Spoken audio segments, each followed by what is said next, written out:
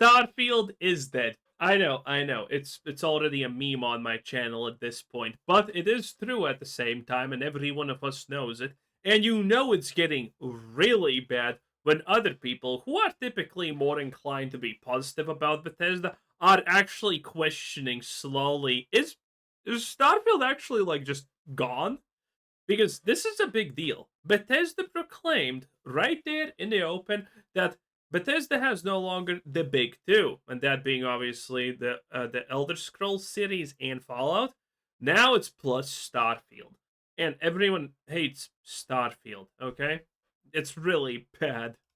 Today we are gathering to answer a question that I imagine is on everyone's minds. No, my sarcasm, for the love of God, please. I know a lot of you don't like Starfield, but still, after the Xbox Game Showcase, many of us are wondering Judging by SteamDB, by the way, I don't think anyone likes Starfield. We should actually check that. what's going on with the radio silence here. Because, like many of you, when I'm penciling in my Xbox Game Showcase predictions, I treat it like a guarantee, kind of right there with like a Sea of Thieves trailer or an Elder Scrolls Online trailer. Those things that always show up at Xbox Game Showcases. I went, yeah, certainly it's been 8 months by this point since Shattered Space. Yeah, we probably have a good idea of what's happening with. Oh yeah. I mean, this is how bad this is, okay? Let me share the screen right there with you, okay? Let me show you how truly devastating the Starfield situation is. Okay, and this is the right screen. Look at this. This is the Starfield graph right here. Currently, 2.5k players. This is the reviews. Most people are pretty negative about it in general. It is a disaster, and this is the graph. Okay, Starfield comes out, and then how fast it honestly just collapses. In literally less than a goddamn month, it just almost loses everything. It loses 66% of its player base in roughly a month. Slightly less than a month, actually. That alone is pretty bad. Usually, you would expect a decline of a good game to. Actually, I have paint right here for you. I'm sorry for the flashbang, but it's just life. Usually, this is what roughly a graph of a good game looks like. Okay, so we have here, and this, and we have the typical things. This is time, okay, H, and this is and the other one is obviously player count right here. Very simple. So a typical good game goes like this. It slowly declines. It slowly declines, and then it goes roughly here. And this point right here is roughly expected to be 10% of the peak that is right here. Okay, so needless to say, this is not Starfield's graph. Okay, Starfield has decided to do something like this, and the worst part is, well, this graph is only 90% accurate. The last 10% is even devastating because if you would look at this graph right here, you would notice, if you're keenly observant, that something is slightly strange, and that is right here. This right here. I think this was Shattered Space as an expansion. Okay, so here that would be that there's a slight incline right here. Okay, and this is probably the most devastating thing. Okay, because you need to understand how bad this is. This showcases purely how actually bad things truly are. The fact that at this point Starfield was roughly like 10k average per day users, and that the expansion that, keep in mind, most people got for free, only made this number go up not even, well, roughly 2 times. It went up roughly 2 times. That is insanely bad.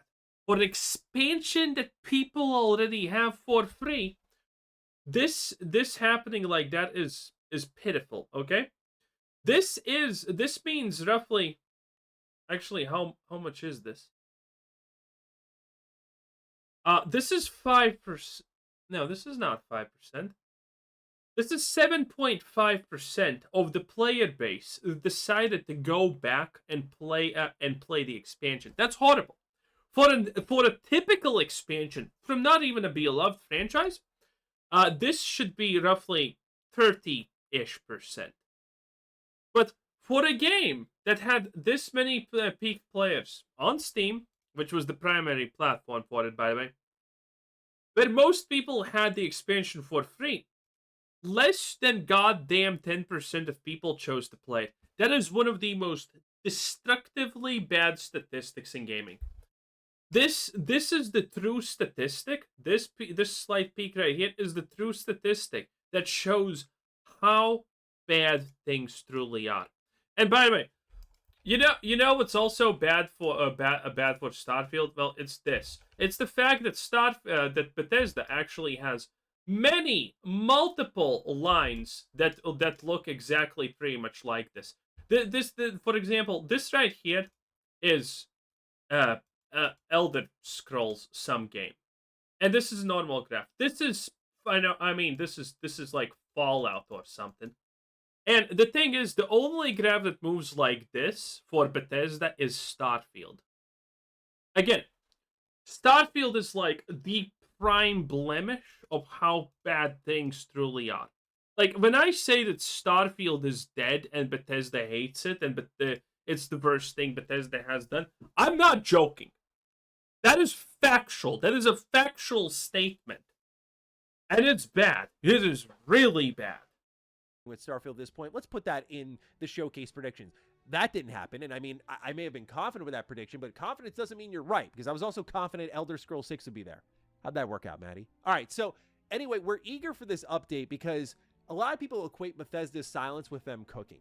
And unfortunately, I do have to be the bearer of bad news in one way on that regard. But we're going to talk about what's going on with Starfield here today. So if you're new here and you're interested in what's going on with Bethesda as a whole, Fallout, see the hat, Starfield, Elder Scrolls, we talk about it all. Consider subscribing. So let's go back to the top of this year, because this is really the tweet that we're all hanging on to for dear life. It is right here. The Starfield Twitter account says, "We know you're eager for an update. We appreciate your passion. The team's been hard at work. We're not ready to share specific details yet. We have a lot of exciting things planned for the game." Now, based on this and the silence, a lot of people are looking at Starfield's next update, eagerly thinking it might be a Phantom Liberty level overhaul. It might be crazy big. It might be exactly what we wanted from Starfield this whole time. Now, that's always possible, but what I'm going to do is put a pin in your balloon and say, look at the Fallout 4. Wait, my brain literally just kind of white noised that part, and I'm only now getting to it. Are we back to the copium of, oh, Starfield's gonna have a Phantom Liberty style of comeback? Bro, you already had it in the form of Shattered Space. It didn't work, sweet cheeks. It was horrible. And everyone knows it. Oh my god. Oh, man, things really are bad, huh? For next gen update. I think it's a perfect example of many of us Bethesda fans who think when they're silent, they're cooking, when really I think when they're silent, they're just figuring things the hell out, and it's actually their focus is somewhere else. Bethesda has not been cooking for years. If you told me we would wait a year for the Fallout 4 next gen update, it would release, and on PC it would practically break the game, and then Bethesda would subsequently abandon it. By the way, But if he's gonna, Maddie, please.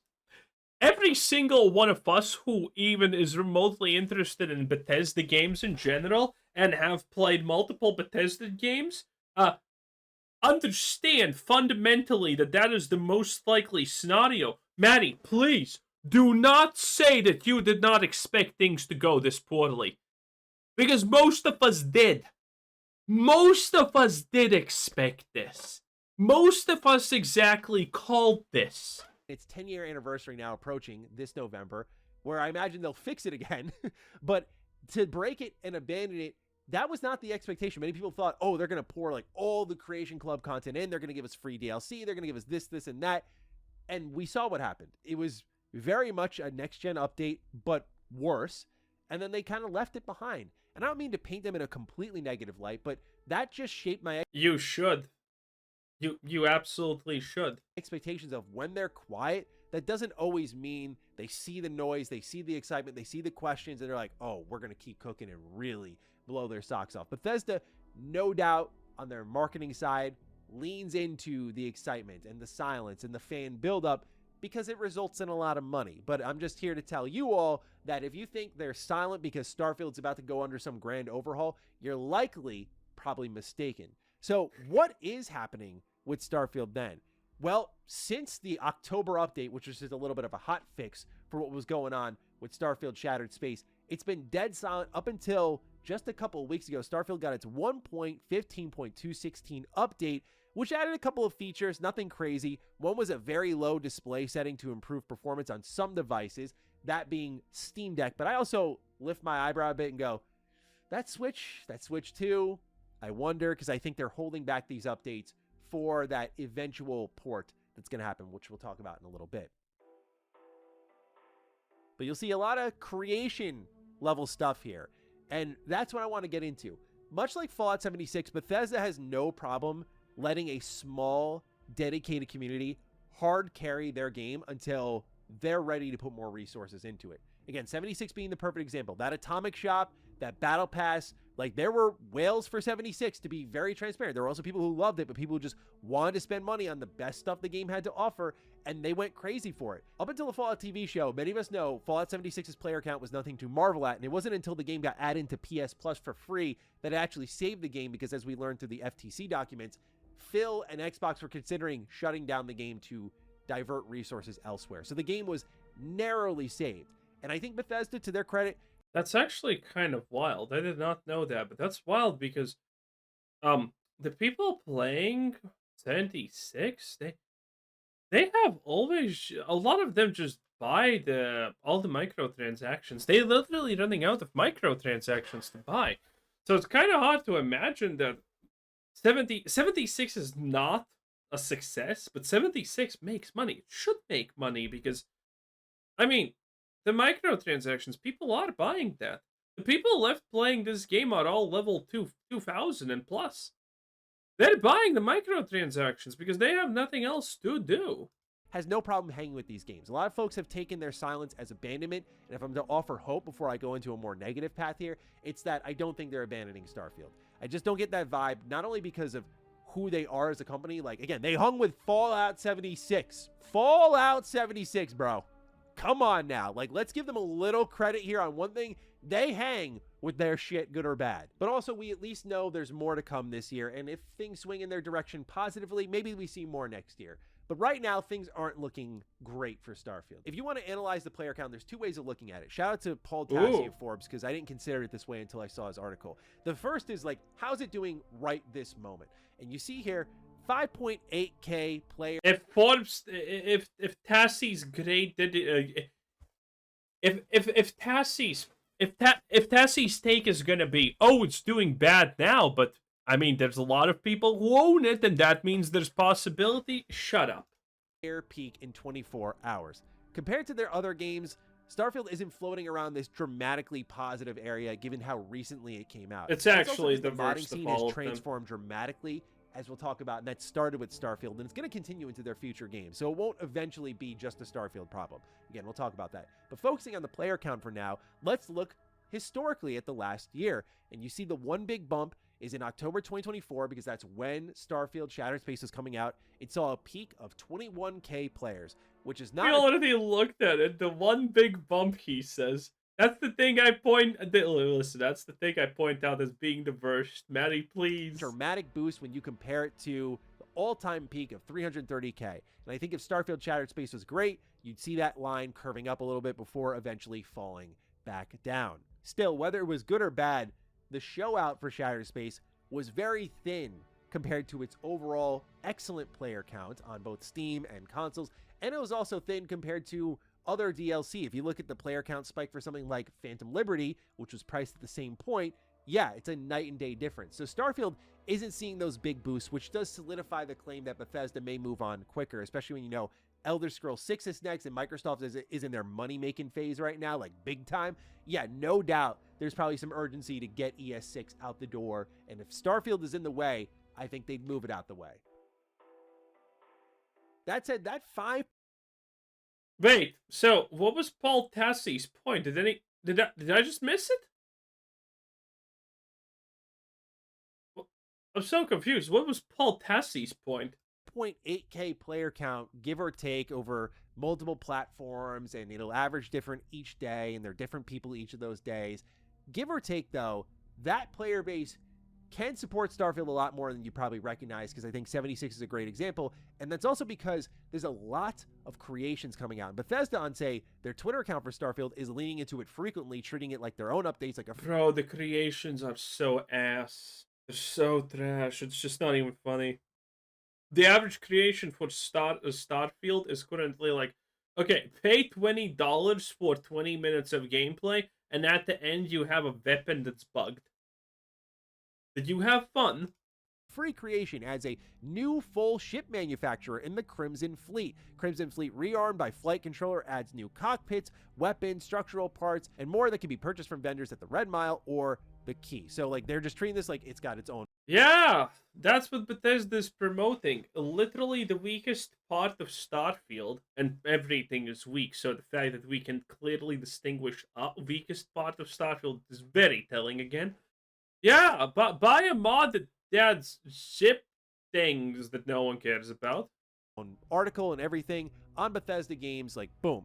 There's also from King Eth Creations, who made the excellent Bard's College, basically DLC. Oh, again with the glazing. Stop. The Bots College DLC was trash. For Sky. It's good stuff. Upset that there was no presence of Starfield at the Xbox Game Showcase. Why the radio silence bugs them so much, because there is a dedicated community who's buying these creations releasing weekly. But part of what's happening is I think it's hemorrhaging the overall player count, because to engage with what Starfield's doing kind of well right now, which is getting their fans involved and releasing good stuff, is you got to pay for it. It's a lot different now, where if you look at the free mod scene for Starfield, there are overhauls like Star Wars Genesis, which I do want to try out because it's kind of what I wanted from Starfield in the first place. It turns Starfield into a Star Wars game. But otherwise, those free updates are more like quality of life enhancements. There's nothing dramatic, because I can't blame the modders. Why wouldn't you want to go collect your bag here, especially when this is the future? This isn't just going to be Starfield. It's going to be Elder Scrolls 6. It's going to be whatever the next Fallout game is. This is where the money is going to be made, and Bethesda has started to successfully, funny enough, with Starfield, overhaul how mods are done and collect their change off of it. So they're still going to make money off of Starfield, no doubt about it, at least enough to tread water. And that's before it goes elsewhere. I talked about Switch earlier, but we know this is going to PlayStation. I think that's where the silence starts to build a little bit into a more plausible theory. That was hilarious. For example, there was a new icon found on the Creations website where, yeah, look at that. Oh god, we have already seen this. Okay, so I'm kind of feeling that this is now a dud. Not a lot here is anything. Oh boy, man, yeah, Starfield is so that you can't even make a video shitting on it anymore. That's the expansion is gonna be Starborn. Yes, there's another expansion. I'm sure this one's gonna get like a whopping 13K players online, which is gonna be unironically the best the game has been in fucking years. Oh, it's just such a joke. It's just such a joke. House Maroon is a joke. Everything Starfield related is a joke, and it's dead. It's so dead. I can't. It's so dead you can't even beat the dead horse any longer. That's insane. Anyway, that was Mr. Manny Plays. 10 out of 10. Bye.